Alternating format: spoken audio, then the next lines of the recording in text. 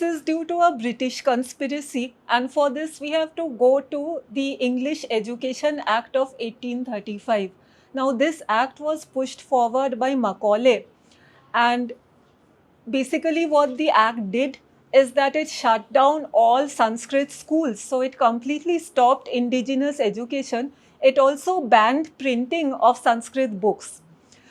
And Macaulay was basically trying to give a reason or to justify this act. So he wrote a minute to this act. And there he said very derogatory things about knowledge in India and about Sanskrit. For example, he said that one single shelf of English books has more value than the entire native literature of India and Arabia.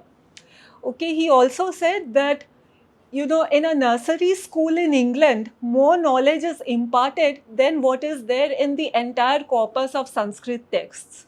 So the reason he was saying these things is that he was trying to justify greater intervention and rule by the British, because what he said is we are a superior civilization. It is our duty to rule over these poor ignorant natives and teach them.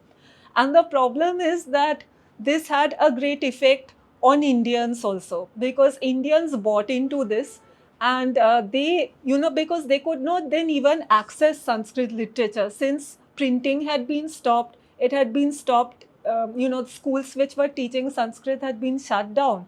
So they actually started believing the British propaganda, and they thought that we are inferior to the British.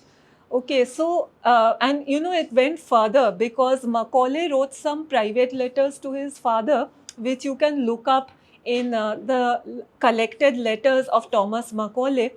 And here he was saying that I think this English education plan is working very well, because I observe that Hindus who are learning English education are becoming less and less attached to their religion. And he even said, I hope and pray that within 30 years, idol worship will disappear from Bengal.